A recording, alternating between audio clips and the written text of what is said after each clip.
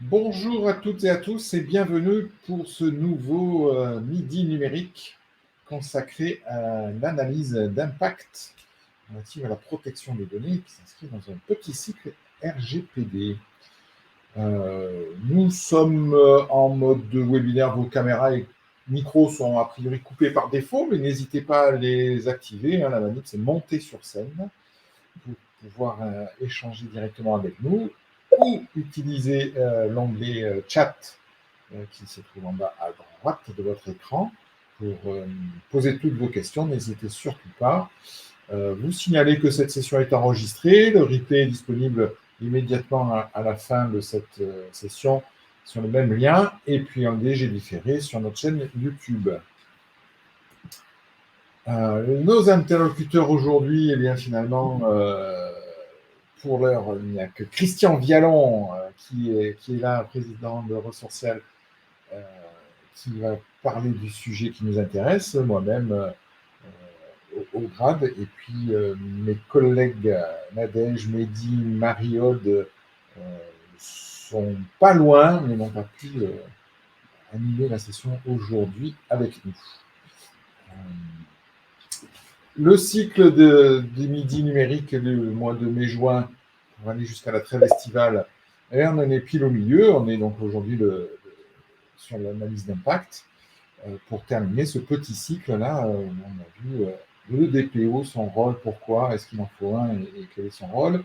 La semaine passée, c'était sur le registre de traitement des données et l'information d'usager. Donc, encore une fois, tout ça sera à nouveau dispo sur la chaîne YouTube. Et puis, à partir de la semaine prochaine, on va faire 2 sessions finalement un petit peu dédiées aux offres du grade pour le secteur médico-social, suivi avec un focus plus approfondi mi-juin sur l'offre de réseau de communication multiservice auquel vous pouvez bénéficier. On fera une piqûre de rappel sur la cybersécurité, particulièrement dans le secteur médico-social, le 21, et on terminera la saison par la télémédecine le 28 à midi. Voilà de quoi nous allons parler, de quoi Christian va nous parler aujourd'hui, et je te laisse la parole. Bonjour à tous. Merci de vous retrouver. Alors effectivement, le thème d'aujourd'hui est relatif à l'analyse d'impact, en acronyme AIPD. Et de quoi on va parler? La dernière fois, on avait débuté par un principe avec un nom bizarre en anglais, et on va continuer avec un nouveau principe, le Privacy by Design. On parlera bien sûr, c'est le sujet de qu'est-ce que c'est qu'une AIPD, là aussi parce que le RGPD utilise beaucoup d'acronymes anglais, on trouve cette appellation sous la forme de PIA, Privacy Impact Assessment.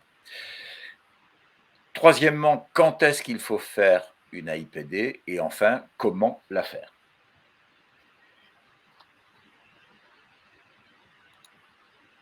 Donc, premier point, ce principe de privacy by design. Alors, je fais un clin d'œil par rapport à notre séance de la dernière fois. On avait démarré par l'accountability et j'espère que vous avez aimé.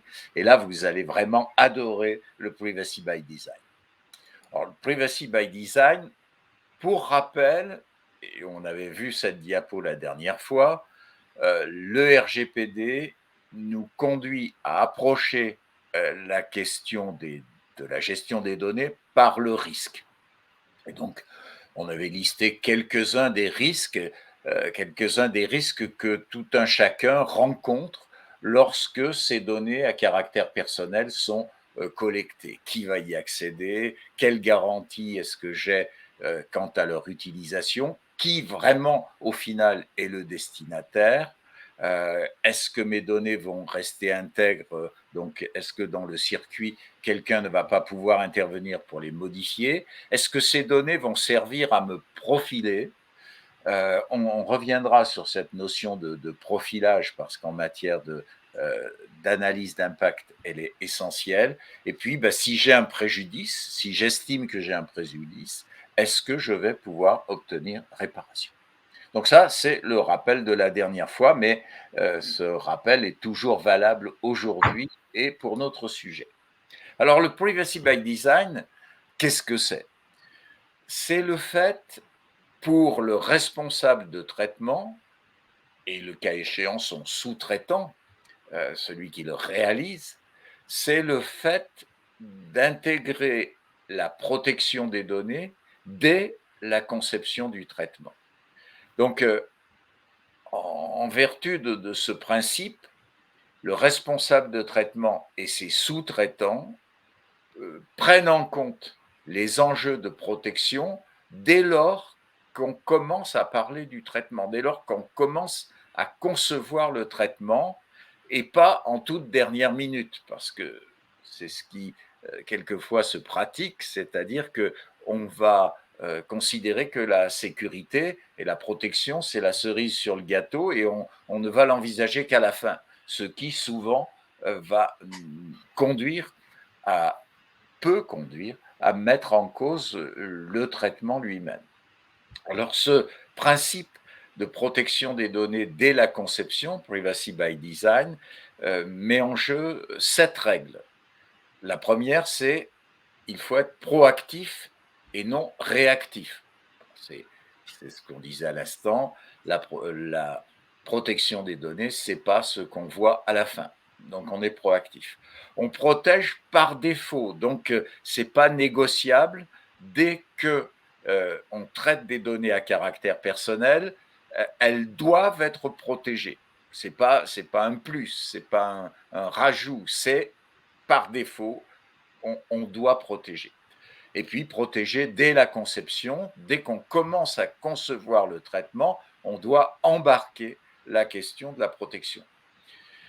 Quatrième règle, concilier les intérêts. Bien sûr, lorsqu'on parle de protection, il est question des droits et libertés des personnes, donc de leurs intérêts, mais parallèlement, et dans ce domaine, il est question de technologie, il est question d'objets techniques, et donc les intérêts des uns et des autres doivent être conciliés.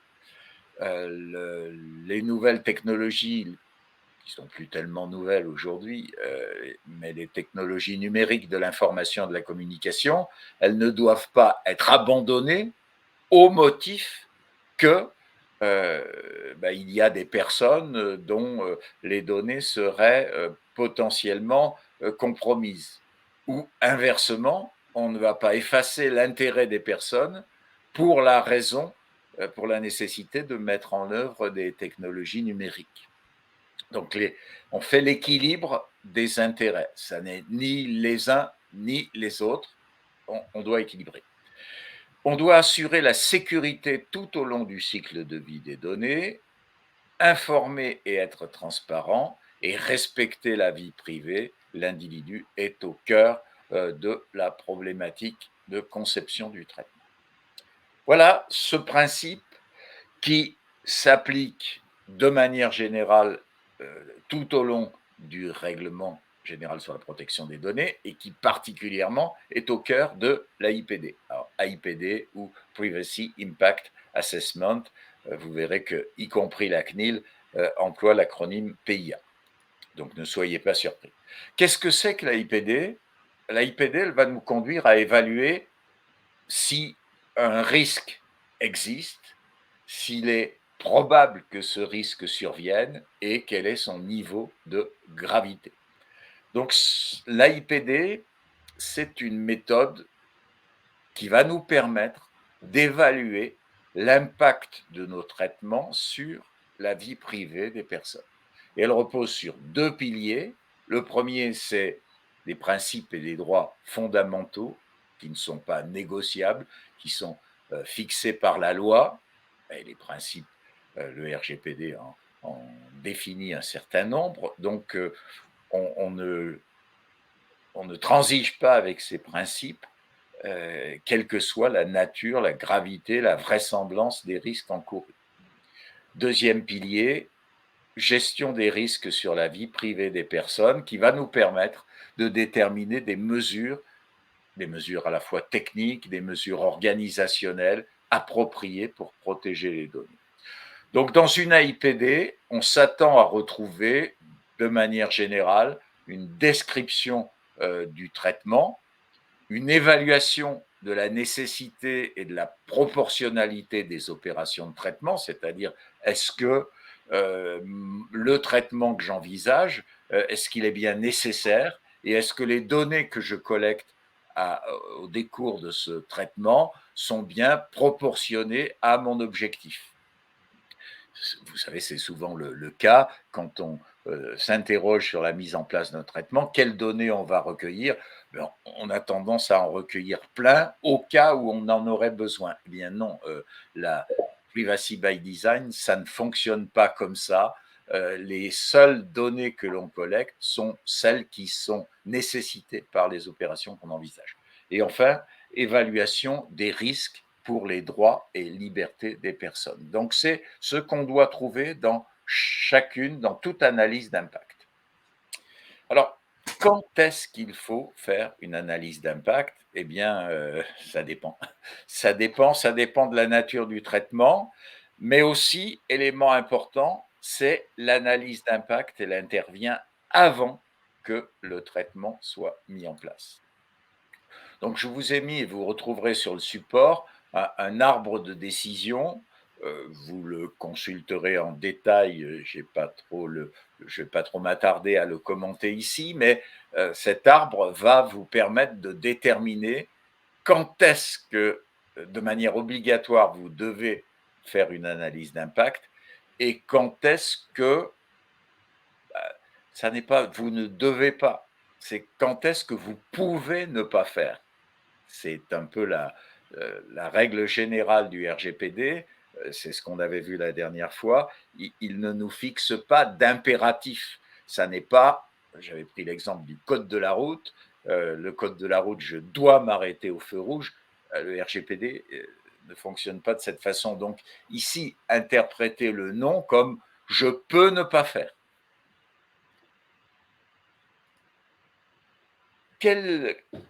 Alors, pardon, je vais quand même revenir sur ma diapo précédente. Dois-je effectuer une AIPD? Le premier cas, mon traitement date d'avant 2018 et a déjà fait l'objet d'une déclaration. Aujourd'hui, c'est plus trop valable puisqu'il y avait une tolérance de 3 ans, elle est aujourd'hui dépassée, donc on doit avoir peu de circonstances où l'on se trouve dans ce cas de figure. Dans tous les autres cas, mon traitement est susceptible d'engendrer un risque élevé. Si je pense que non, je peux ne pas faire d'AIPD. Si je pense que oui, soit je traite des données sensibles, dans ce cas-là, pas de problème, c'est oui. Soit mon traitement concerne des personnes vulnérables, pas de problème, c'est oui. Cas du secteur social, par exemple. Troisième cas de figure, mon traitement répond à deux des critères définis par le Comité européen de la protection des données dans un référentiel qui porte le numéro WP 248. Et là aussi, c'est oui. Dans tous les autres cas, je peux ne pas faire. Alors, ça, c'est explicité dans cette diapo. On a, et c'était ce qui était demandé par le RGPD à chaque autorité de contrôle, pour la France, la CNIL. La CNIL a établi une liste des traitements qui imposent une analyse d'impact. Vous prendrez connaissance de cette liste, vous verrez par exemple que le dossier informatisé de l'usager, il n'y a pas de discussion, c'est une analyse d'impact. Deuxième cas, lorsque le traitement est susceptible d'engendrer un risque élevé pour les droits et libertés des personnes, ça c'est laissé à notre appréciation. Et puis, justement, le Comité européen de la protection des données, dans son référentiel, a élaboré 9 critères. Et si dans notre traitement, au moins de ces 9 critères sont réunis, eh bien, on doit faire une analyse d'impact. Alors, ces 9 critères, c'est l'évaluation ou la notation. Encore une fois, évaluation ou la notation par des moyens automatisés. Vous évaluez une personne dans un entretien d'activité papier-crayon ou même par saisie dans un traitement de texte, on n'est pas dans ce cas de figure. Prise de décision avec effet juridique ou similaire, là encore, c'est est-ce que on a un système automatisé qui permette de prendre une décision produisant des effets juridiques. Ça peut être le cas dans le, par exemple, on parlait du code de la route. Vous avez été flashé, la photo est traitée par un système automatisé, l'infraction est traitée par un système automatisé et vous recevez l'amende ou la décision. Ici, on est dans ce cas de figure. Si cette décision est le fait d'un humain, on n'est pas concerné. Surveillance systématique, on va parler par exemple des caméras de surveillance. Traitement de données sensibles ou à caractère hautement personnel, nous, on est directement concerné par ça. Traitement à grande échelle. À grande échelle, ça s'entend pas forcément en termes de nombre de personnes, mais ça s'entend dans la durée. Un médecin qui a une centaine de patients, 100, c'est pas beaucoup, mais s'il suit ces patients pendant plusieurs années, eh bien, c'est un traitement à grande échelle. Croisement de données entre elles, données concernant des personnes vulnérables, recours à de nouvelles technologies. Par exemple, on peut imaginer dans notre secteur des outils novateurs de surveillance des chutes en EHPAD, par exemple. Eh bien, on peut être dans ce cas de recours à des nouvelles technologies. Traitement privant d'un droit, d'un service ou d'un contrat, eh bien, c'est le fait, par exemple, vous pouvez faire en ligne le dimanche à minuit une demande de prêt auprès de votre banque et recevoir en temps réel la réponse de la banque. Votre conseiller n'est pas en ligne le dimanche à minuit, mais on a, comme il convient de l'appeler, une intelligence artificielle, parce que ça fait bien et ça va permettre à la banque de vous vendre ses services plus chers, qui va rendre sa réponse. Eh bien, ici, on est dans ce cas de figure. Comment faire une AIPD? Vous avez le choix. Vous avez le choix. Alors, qu'est-ce que c'est? Sur ce schéma, j'ai essayé de faire figurer ce que c'était qu'une AIPD, comment ça marche. On identifie une menace. De cette menace découle un risque pour les personnes. Ce risque, eh bien, il va falloir le traiter et mettre en place des mesures correctives. Ces mesures correctives peuvent être de deux ordres, soit des mesures techniques, soit des mesures juridiques. Une fois ces mesures mises en place, on va évaluer la nature du risque. Est-ce que le risque a été éliminé du fait de ces mesures ou est-ce qu'il y a encore un risque qu'on appelle résiduel? Si ce risque résiduel est élevé, eh bien, j'ai le choix soit de ne pas faire, soit de transmettre mon analyse à la CNIL pour lui demander son avis. Et si le risque, je l'estime acceptable, eh bien, je vais pouvoir prendre la décision de mettre en place le traitement. Quelques bonnes pratiques. L'AIPD, c'est l'affaire du responsable de traitement. Donc, dans un organisme gestionnaire, c'est votre DG. C'est lui qui doit réaliser l'analyse d'impact et qui ne peut pas, il peut déléguer la réalisation, mais il ne peut pas déléguer la décision. Impliquer le sous-traitant est souvent présent dans un traitement, il doit, le RGPD l'exige, aider à réaliser l'analyse d'impact. On doit réaliser l'AIPD avant la mise en œuvre du traitement, s'entourer des ressources nécessaires. Par exemple, si on a dans notre organisation un responsable qualité, il va pouvoir être une bonne personne ressource, bien sûr un RSSI, le cas échéant. On peut utiliser un outil de la CNIL qui est très bien fait et qui va nous permettre pas à pas de réaliser cette analyse d'impact. Cet outil s'appelle PIA. Bonne pratique aussi, c'est de réfléchir avant de consulter la CNIL. La CNIL ne vous délivrera jamais une autorisation, elle vous donnera un avis. Et moi, je considère que envisager un traitement, puis dire à la CNIL, bah là, je suis gêné aux entournures, j'ai des difficultés, c'est en quelque sorte un peu vous auto-incriminer, c'est attirer l'attention de la CNIL sur le fait que vous avez un problème. Donc, c'est peut-être pas ce qu'il faut faire en premier, et la CNIL, en aucun cas, ne vous donnera une autorisation. Et puis, in fine, c'est le responsable de traitement qui doit valider l'analyse d'impact, qui doit la signer, et personne d'autre, ça ne se délègue pas. Compte tenu d'une AIPD, on en a parlé tout à l'heure, décrire les opérations, évaluer la nécessité, la proportionnalité, évaluer les risques, et puis quelles mesures on compte prendre pour traiter les risques et assurer le respect du RGPD. Voilà, j'ai un petit peu débordé, quelques ressources supplémentaires, quelques liens que vous pourrez utilement consulter. Alors certains sont les mêmes que la dernière fois, et puis j'en ai rajouté d'autres spécifiques à cette question. En conclusion, ne considérez pas que l'analyse d'impact, c'est une contrainte. Considérez que c'est une aide, que ça va vous aider à apprécier. Alors, on aurait pu développer la problématique de l'analyse d'impact, par exemple, autour du dossier de l'usager informatisé. Vous envisagez de mettre en place un DUI, l'analyse d'impact est obligatoire, et elle est obligatoire avant même que le traitement commence. Ne considérez pas que c'est une contrainte, ça va vous aider, et ça va vous aider notamment dans la discussion avec le prestataire.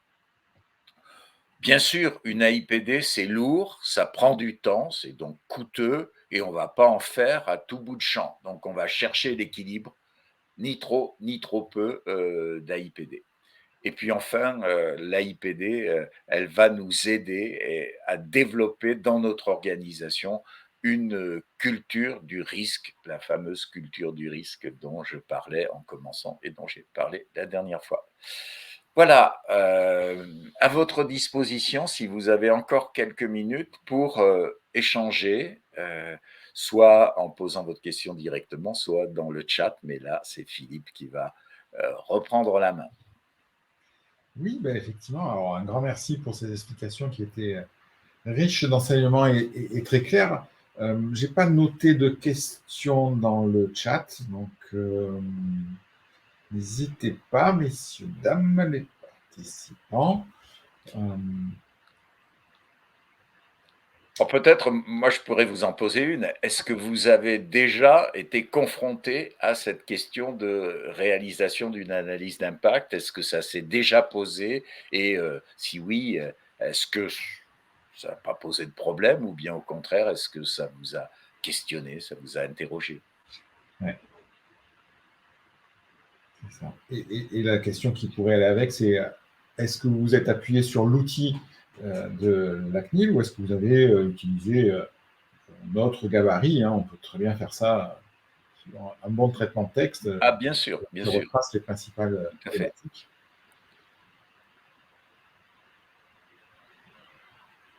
Ah, personne n'a réagi. Eh bien, écoute. Ah, si, voilà, je vois que ça bouge. Pendant que les gens répondent, moi, je vais.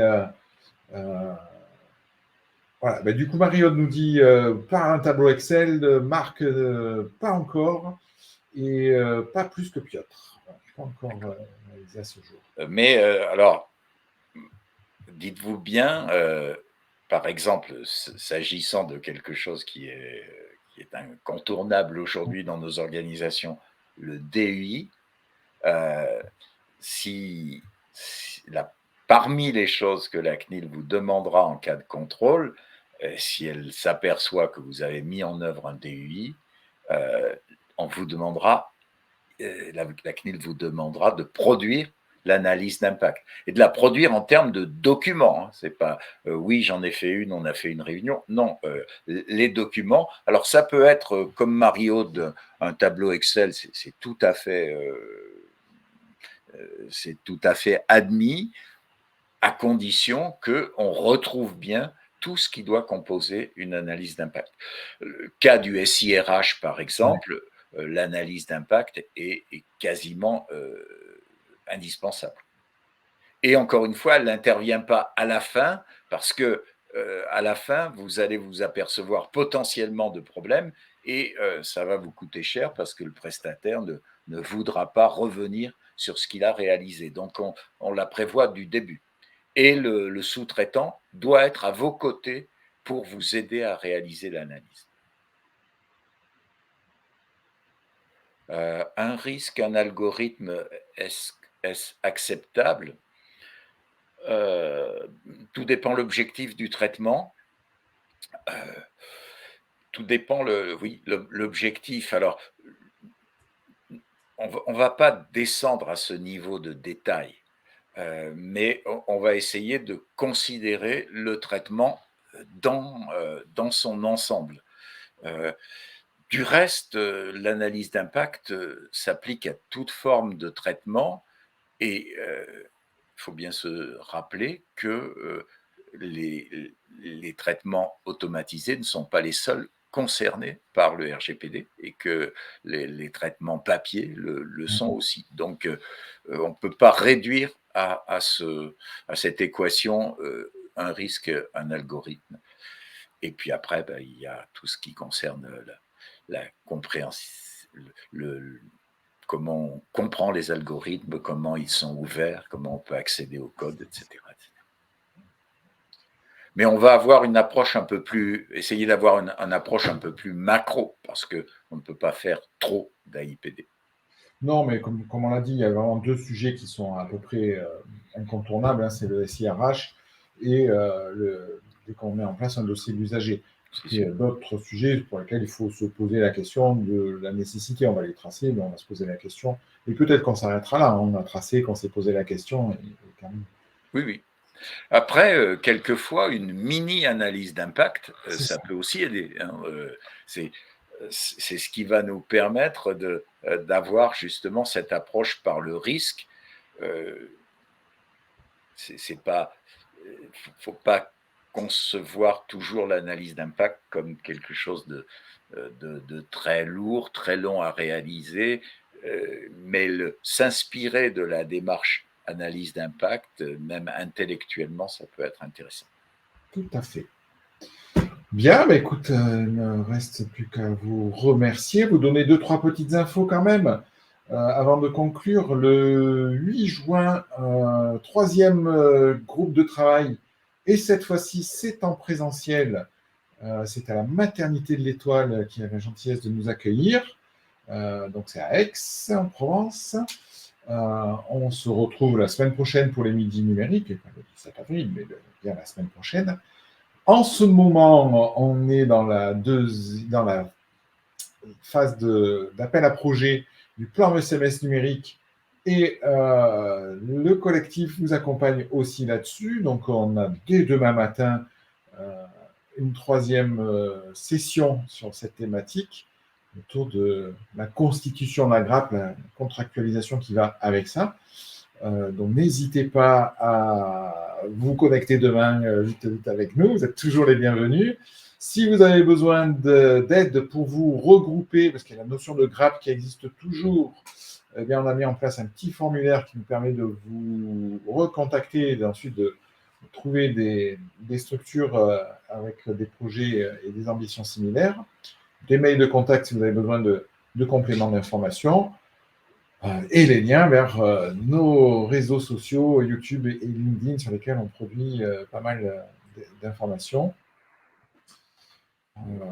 Dernière information, avant de vous laisser partir déjeuner, le GRAD, donc IES, organise des matinées à destination du médico-social avec la cellule Pasquale qui va parler de nouveaux référentiels d'évaluation, Grive autour de l'identito-vigilance, Capsi sur l'escape game sur la cybersécurité, ça a répété 2 fois dans la matinée, et puis moi-même qui vous parlerai des enjeux du numérique dans le contexte de numérique en santé, du virage du numérique en santé, et voir comment on peut aligner sa feuille de route pour suivre tout ça. Les inscriptions sont gratuites. On a proposé 3 lieux pour être au plus proche de vous tous et vous toutes. le 15 juin, le 27 juin et le 29 juin. Et c'est à Gap, à Brignoles et à Marseille, contrairement à ce qui est là, c'était bien à Marseille, à Lumini, l'Hexagone Lumini. On vous attend nombreux. Il y aura un petit déjeuner, enfin, vous accueillez au café et on vous propose un déjeuner pour un petit cocktail pour finir cette matinée. Il ne me reste plus qu'à vous remercier, à vous souhaiter un bon appétit et puis à vous dire à la semaine prochaine au midi. Merci. Bon après-midi. Au Au revoir. revoir.